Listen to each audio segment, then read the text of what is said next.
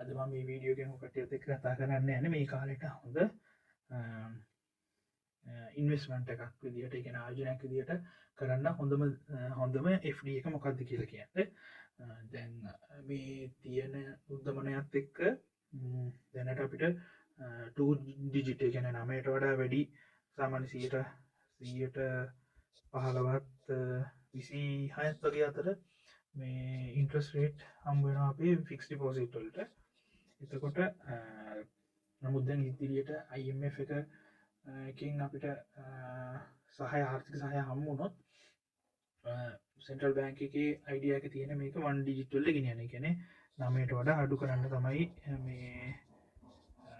මේකේ බලාපොරොත්තු තියෙන්නේ. එතකොට ඔය කට්ටිය ගාව ඉතුරු කරපු සල්ලි තියනවා නම් ඒක ළඟදී අවශ්‍ය නොවෙනවා නම් මම හිතන විදිහට කරන්න පුළුවන් හොඳම ආයෝජනය තමයි අවුරුදු 5කට ෆික්ස් ඩිපොසිට් එකක් දානවා මන්ත්ලි ඉන්ට්‍රස්ට් රේට් එක ගන්න විදිහට.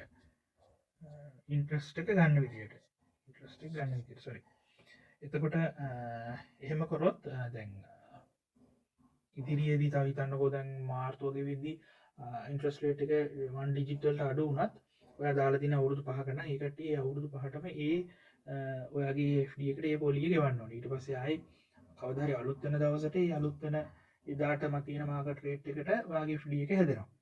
එතකොට මේකේ ගොඩක් අය කියනවා 5 years වලට වගේ දාන්න එපා කියලා. නමුත් දැන් ඔයා මන්ත්ලි ගන්නවා නම් මන්ත්ලි ඉන්ට්‍රස්ට් එක ගන්නවා නම් මේක ඔයාට ඉන්කම් එකක් මන්ත්ලි හම්බ වෙනවනේ. ඒකට ඔයාට ඒක වියදම් කරන්නත් පුළුවන්. කැමති නම් ආයේ ඉන්වෙස්ට් කරන්න පුළුවන්. නමුත් මේ වගේ FD එකක්, මේ දීර්ඝකාලීන FD එකක් දානවා නම් ඒ සල්ලි අනිවාර්යයෙන්ම ඔයාට මේ ළඟකදී අවශ්‍ය වෙන්නේ නැති, කියනවා ඉතුරු කරපු සල්ලි වෙන්න ඕනේ. කියන්නේ වැඩකට ඉතුරු කරපු මේ කියන්නේ ඉන්වෙස්ට්මන්ට් එකකට ඉතුරු කරපු සල්ලි වෙන්න ඕනේ. එහෙමනම් හොඳම ඉන්වෙස්ට්මන්ට් එක තමයි අවුරුදු 5කට FD එකක් දාන එක මන්ත්ලි ඉන්ට්‍රස්ට් එක ගන්න විදිහට. එහෙම බැලුවොත් දැනට වැඩිම, ඒ කියන්නේ 5 years monthly interest rate එක වැඩිම තියෙන්නේ සම්පත් බැංකුවේ. ඒක 16.25ක්. ඊට පස්සේ වැඩිම NSB, ඒක 14.5ක්. ඊට පස්සේ BOC, ඒක 14.25ක්. ඊට පස්සේ තියෙන්නේ අතට HNB, ඒක 13.9ක්. අන්තිමටම තියෙනවා කමර්ෂල් බැංක්, ඒක 13.4ක්. එතකොට අපි හිතමුකෝ උදාහරණයක් විදිහට අපි හිතමුකෝ අපි ලක්ෂයක් අවුරුදු 5ක් දැම්මා කියලා මාසිකව පොලිය ගන්න. එතකොට ඒකේ මේක ඇත්තට මේ අවුරුදු 5ට වාර්ෂිකව ගන්නවා, මේ මාසිකව පොලිය ගන්නවනේ තමයි 16.5. එහෙම නැත්නම් මේක කල්පිරීමේදී ගන්නවා නම් මේකට ඇත්තටම 125ක් හම්බ වෙනවා. එතකොට අපි මාසිකව ගන්නවා කියලා. එතකොට 16.25 100. එතකොට වෙන්නේ ඇත්තටම 16,250. ඒක 12න් බෙදුවොත් අපිට හම්බ වෙනවා 1354ක් මාසිකව. එතකොට ඔය ලක්ෂයක් අවුරුදු 5කට මන්ත්ලි ඉන්ට්‍රස්ට් එක ගන්න විදිහට දැම්මොත් ඔයාලා මාසිකව 1354ක් හම්බ වෙනවා ලක්ෂයකට. ඒතර ලක්ෂ 10ක් දැම්මොත් 13540ක් හම්බ වෙනවා. දැන් අපි හිතමුකෝ ඔයාට එහෙම මේ දීර්ඝකාලීනව දාලා තියන්න සල්ලි නැහැ. මොකද ඔයාට ඒක ඔයාට හිතන තා අවුරුද්දකින් දෙකකින් අපිට ඔයාට ඒක ඕන වෙයි කියලා. එහෙමනම් දැන්ට හොඳම දේ තමයි අවුරුද්දට යන එක. එහෙම මොකද එහෙම අවුරුද්දේ FD එකට ගියොත් ඒත් ඔයාට දැන් මාස ගානකින් අපේ ඉන්ට්‍රස්ට් රේට් එක අඩු වුණත් ඔයාට අඩුම තරමින් අවුරුද්ද යනකම් හරි යාට ලොකු ඉන්ට්‍රස්ට් එකකින් ඔයාට මේ ඔයාගේ FD එකට පොලිය හම්බ වෙනවා. එතකොට 1 year ගත්තොත් monthly ඉන්ට්‍රස්ට් එක එන විදිහට ගත්තොත් එහෙම කම්පෙයාර් කරොත් ඒත් වැඩිම මේ පොලියක් ගෙවන සම්පත් බැංකුවේ ඒක 21.5ක් වෙනවා. හැබැයි මේක අවුරුද්ද කියන්නේ මාස 13ක මේ ෆික්ස් ඩිපොසිට් එකක්. දෙවනියට වැඩිම දෙන්නේ HNB. එයා දෙනවා 16.2ක්.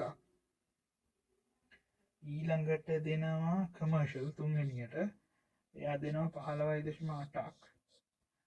හතරවෙනියට BOC NSB දෙකම එකම ගාන දෙන්නේ. එකෙන් දෙන්නේ ඔක්කොම 11.75. එතකොට මේක අපි හිතමුකෝ ඔයා සම්පත් බැංකුවේ ලක්ෂයක් දැම්ම කියලා මාස 13ට දැම්මා ලක්ෂයක් දැම්ම. එතකොට අපිට පොලි අනුපාතය වෙන්නේ 21.5. එතකොට ඔයාගේ මුළු අවුරුද්දටම හම්බ වෙනවා 21,500ක පොලියක්. එතකොට මේක මාසිකව බලන්න නම් මේක මාස 13න් බෙදන්න ඕනේ. මේ ඔයාට මාසිකව හම්බ වෙනවා 1,654ක් වගේ. මේ මාසික පොලිය ඔයා ලක්ෂයක් දැම්මොත් එතකොට ලක්ෂ 10ක් දැම්මොත් 16,540ක් හම්බ වෙනවා. මේක මේ විදිහට කියන්නේ ඔය මාස 3ට දැන් මේ හැම බැංකුවෙම මාස 3ට මාස 6ට මාස 4ට වගේ ලොකු පොලියක් ගෙවන්නේ. මේ බැංකු වලටත් බැංකුත් දන්නවා ඉස්සරහට පොලිය අනුපාතය අඩු වෙනවා කියලා. ඒකට ඒ කට්ටියට ලොකු පොලිය අනුපාතයකට ඔයාගේ සල්ලි FD දාගන්න කැමති නැහැ. මොකද ඒක බැංකුවට පාඩුයි. ඒක හින්දා තමයි ඒ කට්ටිය දැන් පොඩි මාස වලට වැඩි පොලියකුත් වැඩි දීර්ඝ කාල සඳහා අඩු පොලියකුත් ලබා දෙන්නේ. එතකොට අපි ඒක දැනගෙන අපි කරන්න ඕනේ මේ වෙලාවේ හොඳම වැඩේ ටිකක් දීර්ඝ කාලීනව ෆික්ස් ඩිපොසිට් එකක් දාන එක. හැබැයි ඒක කාලේ ඩිපෙන්ඩන්ට් ඕනේ ඔයාගේ අවශ්‍යතා සහ ඔයාට තියෙන මුදල මත. එතකොට ඔයාට ලොකු කාලයක් ඒක යොදවන්න බැරි නම් ඔයා ඒක මාස 13 අවුරුද්ද මාස 18 වගේ දානවා. ඔයාට ලොකු කාලයක් ඒ සල්ලි ටික නැතුව ඉන්න පුළුවන් නම් ඒකේ පොලිය විතරක් අරන් එක්ක පොලිය පරිභෝජනය කරලා හරි එහෙම නැත්නම් ඒක රීඉන්වෙස්ට් හරි කරන්න පුළුවන් නම් ඔයා අවුරුදු 5කට යන එක තමයි මේ වෙලාවේ හැටියට තියෙන ඕනක්කාරම් වැඩේ.